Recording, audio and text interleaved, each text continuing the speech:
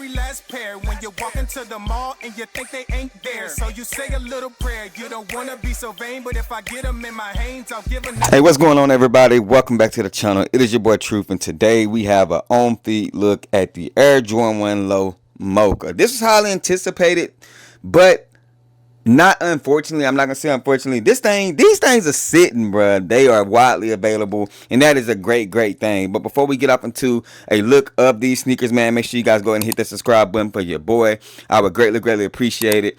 Head over to IG, follow your boy at KICKnology on IG, and on Snapchat KICKnology23, and I would greatly appreciate it. And make sure you guys tap into the new podcast. The link will be somewhere on the screen for you guys. I would greatly appreciate it. Now, as we talk about this sneaker, this is a great fall shoe. I'm going to keep a buck with you guys. And the materials on it are not bad at all. So let's go ahead and hop right up into it. So as you can see on the exterior of the left sneaker right here, you have the exact same make, model, color. Like, I really think that it is very identical. And I'll be doing a review comparison of the highs and the lows to the Jordan 1 highs. But as you guys can see right here behind me, I do have the highs sitting here, and I'll just show you guys, like, bam. These shoes are pretty much identical. Just drop the top on the lows, and there you have it. But the leather quality is pretty good. But as you guys can see right here, starting with the left sneaker, you have that black toe rendition. I love the black toe color blocking on the Air Jordan 1 model, period. I feel like hands down it's the best color blocking of the Air Jordan 1s. You have the black Nike swoosh, and as we go around the back end of the sneaker, you have that Palomino, that mocha brown, and then the black wings logo on the back.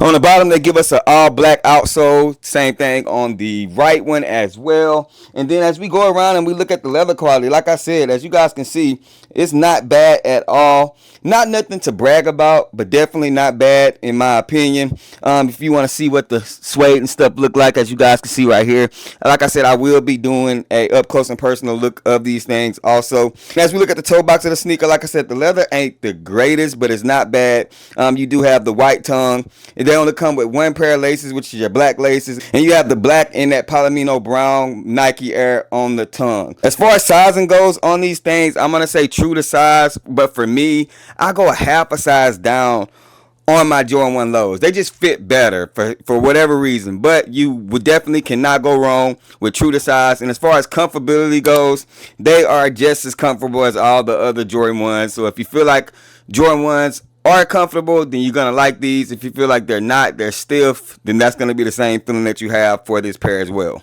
Now, the retail price point for these things were $140. And if I'm going to give them an overall rating, as I always do, I'm going to say these are an 8 out of 10, just because I do give the highs a 9 out of 10, because that is one of my most worn shoes and one of my favorite colorways of the Air Jordan 1s.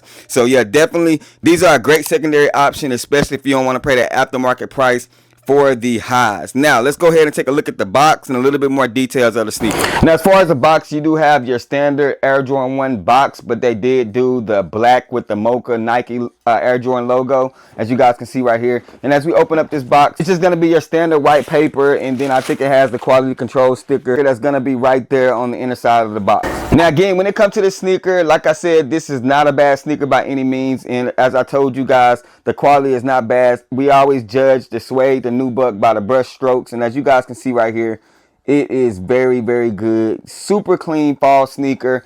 Toe box leather quality, as you guys can see right there, not bad at all. Side panel right there, good leather. And then they did give us a little bit more age on the outsole, in my opinion, than the highs. But like I said, I will be doing a detailed comparison of both of them. But y'all let me know down in the comment section, what are your thoughts and opinions? How do you feel about the Air Jordan 1 Low Mocha? Was this a must cop? And how low do you think they're gonna go before they actually sell out, man? I appreciate you guys for rocking with your boy. Y'all already know the saying, man, rock what you like, not what's hype. And remember, everything we talk about, including the sneakers right here, are just bait. Wait for me to share my faith. I'm gonna catch y'all in the next video. Peace. If they ready, we'll let you know if you should go and get them. We got fat, we got